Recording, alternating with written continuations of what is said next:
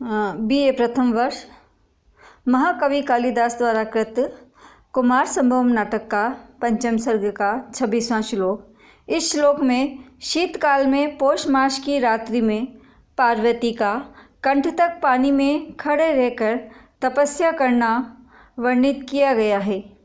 जल में निवास करने का व्रत लेती हुई पार्वती अत्यधिक हिमकणों की वर्षा करने वाली पवन से युक्त पौष माह की रातों को अपने सामने ही बिछड़े हुए तथा एक दूसरे को पुकारने वाले चकवा चकवी के जोड़े पर दया करती हुई बिताती थी।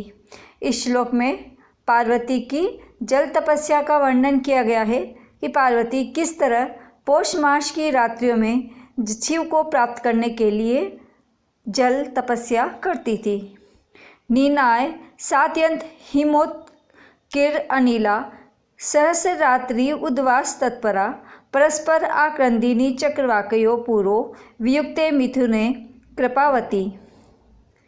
पार्वती नीनाती नीतवती बिताती थी। सा अत्यंत सा वह पार्वती अत्यंत हिमोत्करा अनिला हिम कणों से युक्त अनिला वायु के द्वारा सहस्र रात्रि पौष मास की रात्रियों में उद्वास तत्परा जलयुक्त पानी में तत्परा खड़ी रहती हुई परस्पर आक्रंदिनी परस्पर क्रंदन करने वाले चक्रवाक पक्षी के जोड़ों को पूरो अपने सामने ही वियुक्त होता हुआ देखकर कृपावती उनके ऊपर दया करती हुई पौष मास की रात्रियां बिताती थी। चकवा चकवी के जोड़े के बारे में प्रसिद्ध है कि रात्रि होते ही ये मिथुन बिछुड़ जाता है। तो इस प्रकार रात्रि होते ही चकवा चकवी आपस में बिछुड़ जाते थे।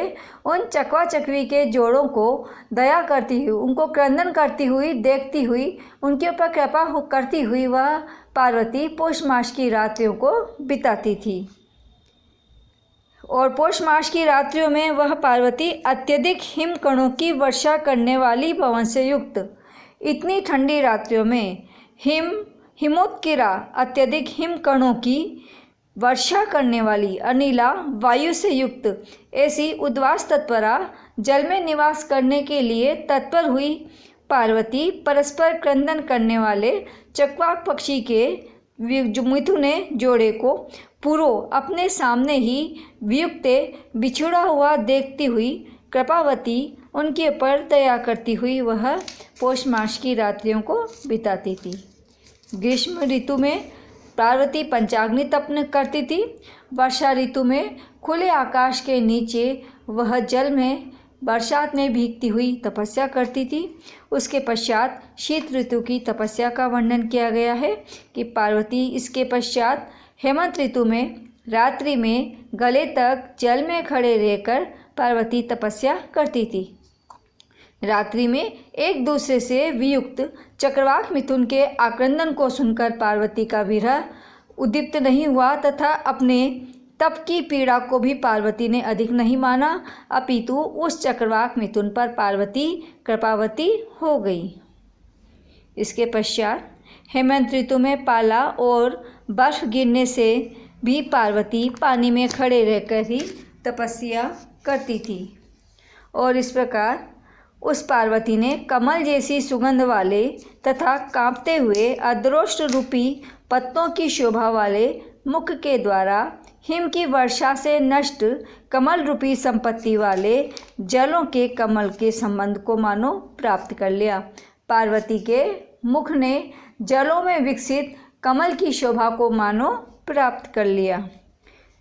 मुख के द्वारा सा उस पार्वती ने पद्म सुगंधिना कमल सदृश सुगंध युक्त निशी रात्रि में प्रवेपमाना कांपते हुए अधर अद्रोष्ट रूपी पत्र शोभिना पत्तों की शोभा वाले तुषार वृष्टि शत ओलावृष्टि से शत हुए नष्ट हुए पद्म संपदाम कमल संपदा वाले ऐसे सरोद संधानम कमल के संबंध को इव मानो आकरोध प्राप्त कर लिया था।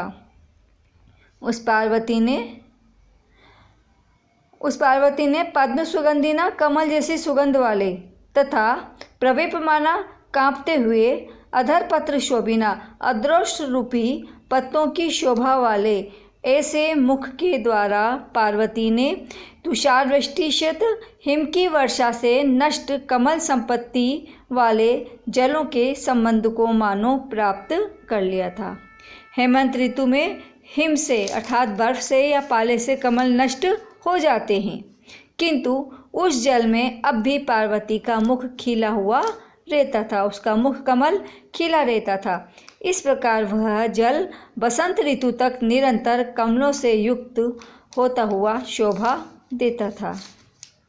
पार्वती के मुख की शोभा का वर्णन किया गया है कि जल में जो कमल खिले रहते थे वह हिमवृष्टि से क्षत हो जाते थे, लेकिन पार्वती का मुख फिर भी सुंदर ही लगता था।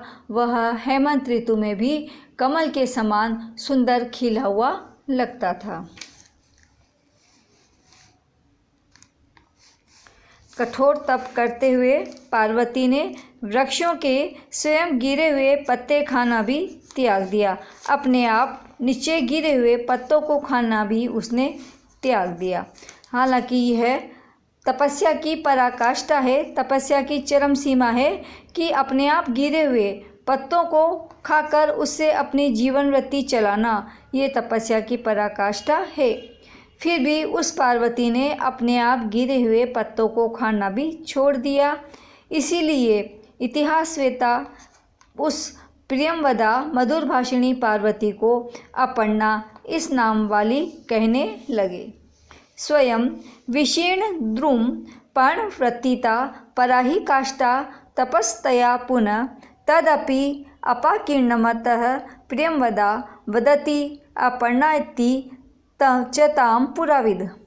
स्वयं अपने आप विशीर्ण गिरे हुए द्रुम पर्ण वृक्षों के पत्तों से वृत्तिता जीविका निर्वाह करना, पराही काष्ठा पराकाष्ठा है तपस्या की, अपने आप स्वयं गिरे हुए द्रुम वृक्षों के पर्ण पत्तों को खाकर वृत्तिता अपना जीवन निर्वाह करना तपस्या की चरम सीमा है। लेकिन तया उस पार्वती ने तदपि वह अपने आप अकिन्नत गिरे हुए पत्तों को खाना भी छोड़ दिया। प्रियमवदा उस मधुर भाषिणी को वदती कहने लगे, अपर्णा ताम उसको पुराविद लोग जो हैं, इतिहासवेता जो हैं, उस पार्वती को अपर्णा कहने लगे। अपर्णा पत्तों को नहीं खाना, अब उसने पत्ते खाना भी छोड़ दिया तो उसका नाम अपर्णा ऐसा प्रसिद्ध हो गया, पत्ते न खाने वाली। ऐसा इतिहासज्ञ उस प्रिय भाषिणी को अपर्णा कहने लगे। इसमें यही बताया गया है, स्वयं गिरे हुए पत्तों को खाना तपस्या करने की चरम सीमा है, किंतु पार्वती ने स्वयं गिरे हुए पत्ते भी त्याग दिए और निराहार रहने लगी, इसीलिए इसका एक अन्य नाम अपर्णा हो गया। कठोर तप करते हुए पार्वती ने अपने कोमल शरीर को सुखा दिया था। उसका तप बड़े बड़े ऋषि मुनियों के तप से भी बढ़कर हो गया था। मृणालिका पेलौ इव मादिधिव्रते स्वमंगल ग्लपयन्ति अहर्निशं तपः शरीरे कठिनरूपार्जितं तपस्विनां दूरम अधश्चकार सा। उस पार्वती ने कठोर तपस्या करने वाले तपस्वियों के तप को भी तिरस्कृत कर दिया।